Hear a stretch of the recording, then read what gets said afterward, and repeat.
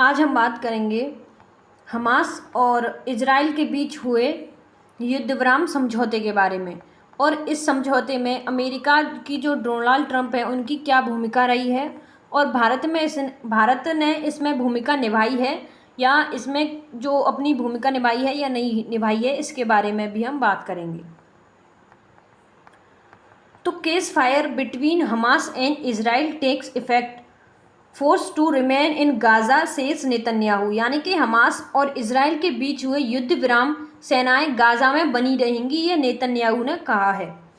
और Hamas is expected to release 20 living Israel hostages within 72 hours of the ceasefire start.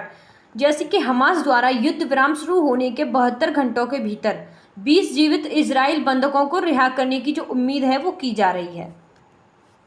युद्ध के दौरान Israel के आदेश पर गाजा के दक्षिणी भाग में विस्थापित हुए फिलिस्तीनी इजराइल और हमास के बीच युद्ध विराम के जो बाद गाजा शहर में पहुंचते हुए जो है वो दर्शाया गया है। वहीं इजराइल सेना ने शुक्रवार को पुष्टि की है कि गाजा में युद्ध विराम स्थानीय समयानुसार यानी कि 12 बजे लागू हो गया है और युद्ध विराम और बंधकों की जो वापसी की तैयारी में सैनिकों ने अद्यतन तैनाती रेखाओं के अनुसार अपनी जो तैनाती है वो शुरू कर दी है। समझौते के तहत इजराइल शुरू में तय किए गए 11 फतह संबंध कैदियों के बजाय 11 हमास कैदियों को रिहा करेगा। यह इजरायली सेना रेडियो द्वारा अंतिम समय के लिए गए बदलावों को सूचना जो है वो करता है। खबर के बारे में बात करें तो ये जो खबर है वो क्या है, तो इजराइल जो है वो इजरायली जो सरकार है वो उसने गाजा में युद्ध विराम और बंधकों की रिहाई के समझौते को मंजूरी दे दी है और इस समझौते के बाद गाजा पट्टी में युद्ध विराम लागू हो गया है और इजराइल सेना गाजा के कुछ हिस्सों में पीछे भी हट गई है। इसके अलावा इजराइल लंबी सजा काट रहे जो 250 फिलिस्तीनियों और 7 अक्टूबर 2023 को युद्ध शुरू होने के बाद हिरासत में लिए गए 1700 अन्य लोगों को रिहा भी करेगा। हमास द्वारा युद्ध विराम शुरू होने के 72 घंटों के भीतर जीवित जो 20 इजरायली जो बंधक हैं उनको रिहा करने की जो उम्मीद है वो की जा रही है। इजरायली प्रधानमंत्री बेंजामिन नेतन्याहू ने कहा है कि इजराइल सेनाएं गाजा में जो हमास पर दबाव बनाने के लिए तब तक काम करती रहेंगी जब तक कि हमास जो समूह निरस्त्रीकरण नहीं कर देता। उन्होंने यह भी आश्वासन दिया है कि आने वाले दिनों में सभी बंधकों को वापस कर दिया जाएगा। बात करें गाजा में युद्ध विराम और बंधकों के समझौते के बारे में, ये जो समझौता है इसके जो मेन पॉइंट्स हैं इनके बारे में बात करें तो गाजा में युद्ध विराम और बंधक समझौते की जो इजरायली सरकार द्वारा मंजूरी है वो दे दी है और यह समझौता पूर्व जो अमेरिकी राष्ट्रपति हैं डोनाल्ड ट्रंप द्वारा लाए गए शांति योजना का हिस्सा है और यह 10 अक्टूबर 2025 से लागू हुआ है। यह 2 साल के युद्ध को समाप्त करने की व्यापक जो योजना है उसका पहला चरण माना जा रहा है।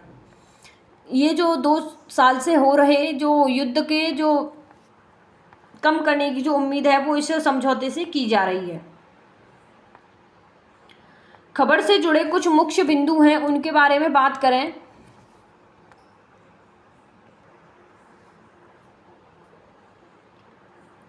जैसे कि 3 चरणों में समझौता।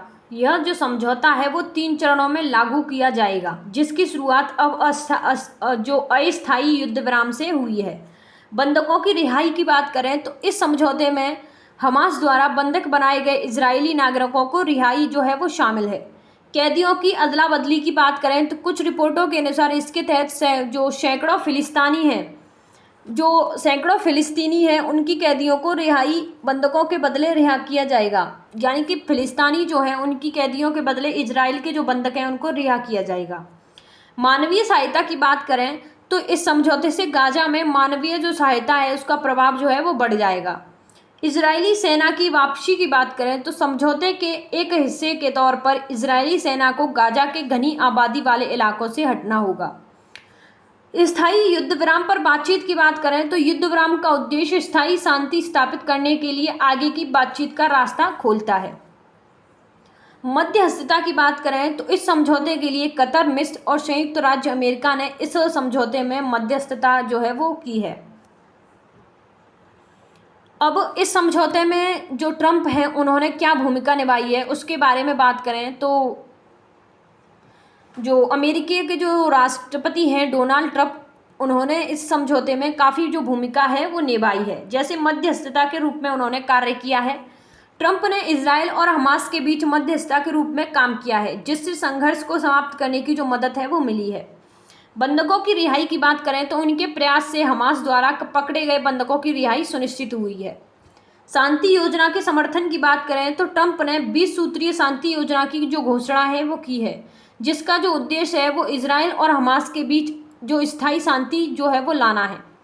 अंतर्राष्ट्रीय प्रतिक्रिया की बात करें तो ब्रिटिश प्रधानमंत्री की कीर स्टारसर और न्यूयॉर्क शहर के संभावित मेयर जोहरान मदमानी जैसे कई नेताओं ने गाजा युद्ध विराम में ट्रंप की जो भूमिका है उसकी प्रशंसा की है। यात्रा की योजना की बात करें तो समझौते को मजबूत करने के लिए ट्रंप 12 अक्टूबर 2025 को इजराइल और मिस्र का दौरा भी करने वाले हैं। यह समझौता जो है वो एक जटिल प्रक्रिया का हिस्सा है और विशेषज्ञ जो है उन्होंने आगाह किया है कि स्थायी सेना के लिए इजरायली नेतृत्व पर जो लगातार दबाव बनाए रखना जरूरी है। इस समझौते में अगर भारत की भूमिका की बात करें तो हमास और इजराइल के बीच हुए ये जो समझौता है, इस युद्ध विराम के समझौते में भारत की जो भूमिका जो है वो मध्यस्थता की नहीं है, बल्कि एक समर्थक और मानवीय सहायता देने वाले राष्ट्र की थी। इस समझौते में अमेरिका, मिस्र और कतर ने मुख्य जो मध्यस्थता है वो निभाई है। इस समझौते से जुड़े कुछ मुख्य बिंदुओं की बात करें तो समझौते का जो स्वागत है वो भारत ने किया है। जैसे भारत ने इजराइल और हमास के बीच हुए युद्ध विराम समझौते और बंधकों की रिहाई की घोषणा का जो स्वागत है वो किया है। वहीं विदेश मंत्रालय ने एक बयान में कहा है कि भारत को उम्मीद है कि इस समझौते से गाजा के जो लोग हैं उन तक मानवीय सहायता की सुरक्षित और निरंतर आपूर्ति सुनिश्चित हो सके। वहीं प्रधानमंत्री नरेंद्र मोदी ने भी इस शांति समझौते का स्वागत किया है और इजराइल के प्रधानमंत्री नेतन्याहू वहीं तत्कालीन अमेरिकी राष्ट्रपति डोनाल्ड ट्रंप की भी जो सराहना की है। लगातार अपील की बात करें तो भारत ने लगातार सभी बंधकों को तुरंत रिहा करने और शांति व कूटनीति के मार्ग पर लौटने का आह्वान भी किया है। भारत ने एक बार फिर बातचीत और कूटनीति के माध्यम से स्थायी शांति स्थापित करने की जो अपनी प्रतिबद्धता है उसको दोहराई है। मानवीय सहायता पर जोर की बात करें तो भारत ने गाजा के लोगों के लिए मानवीय जो सहायता की निरंतर आपूर्ति की जो आवश्यकता है उस पर जोर दिया है और भारत खुद भी कई वर्षों से फिलिस्तीन को विभिन्न रूपों में वित्तीय और विकासात्मक सहायता प्रदान कर रहा है, जिसमें क्षमता निर्माण और परियोजना सहायता शामिल है। संयुक्त राष्ट्र राहत और कार्य एजेंसी UNRWA को भी भारत महत्वपूर्ण वार्षिक योगदान है वो देता रहा है। संतुलित और रणनीतिक रुख की बात करें तो भारत ने आतंकवाद की निंदा करते हुए फिलिस्तीनी अधिकारों के लिए अपने जो पारंपरिक समर्थन है और इजराइल के साथ अपने रणनीतिक संबंधों के बीच जो संतुलन है वो बनाए रखने की बात कही है। हाल के वर्षों में खाड़ी सहयोग परिषद यानी कि GCC के साथ साथ भारत के संबंध भी विकसित हुए हैं और भारत ने इन दोनों देशों के साथ अपनी स्थिति को संरेखित करने की जो कोशिश है वो की है।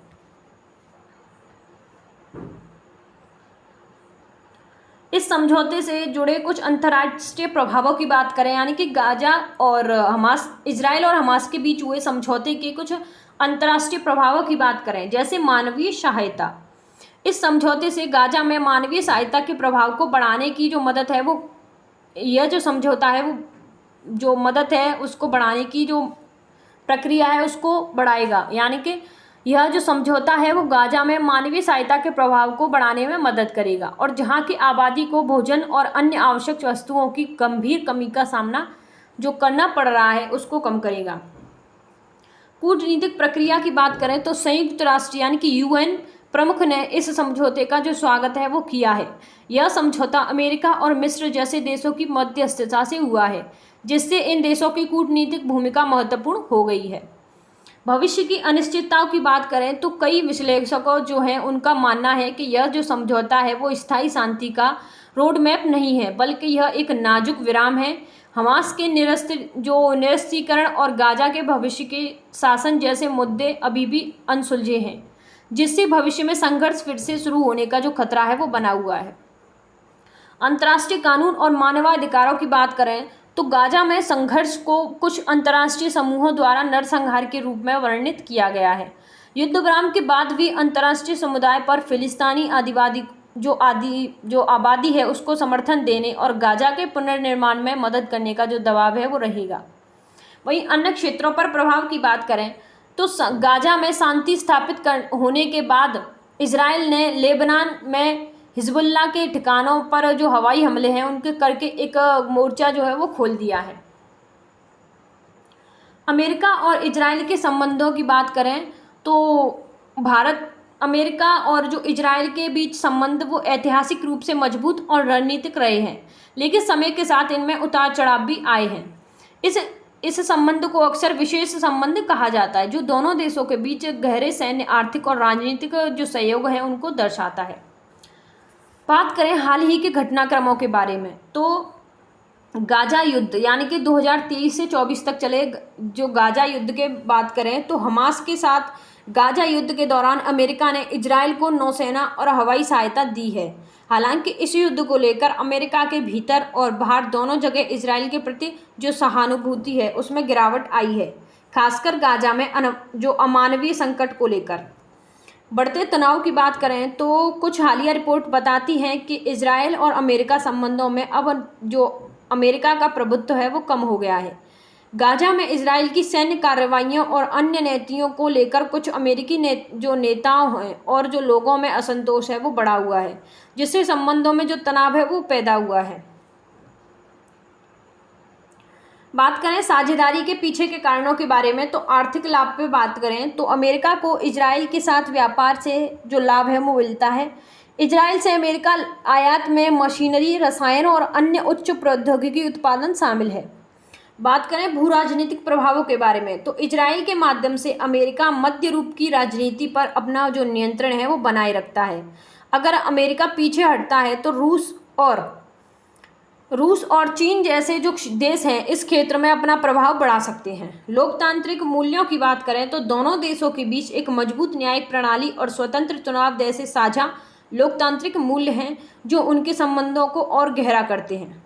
अगर भविष्य की चुनौतियों की बात करें तो भविष्य में दोनों देशों को फिलिस्तीन के साथ शांति प्रक्रिया, ईरान के परमाणु महत्वाकांक्षाओं और मध्य पूर्व में बदलती भू राजनीतिक गतिविधि जो गतिशीलता की जो जैसी चुनौतियां हैं उनका सामना करना पड़ेगा।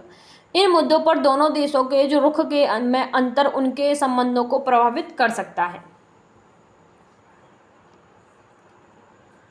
अब बात करें भारत और इजराइल के संबंधों के बारे में तो भारत इजराइल संबंध 1992 में औपचारिक कूटनीति संबंध स्थापित होने के बाद से रक्षा, आर्थिक और कृषि विज्ञान, वहीं प्रौद्योगिकी और सांस्कृतिक क्षेत्रों में एक मजबूत और बहुआयामी रणनीतिक साझेदारी में विकसित हुए हैं। रक्षा क्षेत्र में इजराइल भारत को उन्नत हथियार प्रणालियों और ड्रोन प्रदान करता है, जबकि कृषि में दोनों देश मिलकर उत्कृष्ट केंद्र विकसित करते हैं।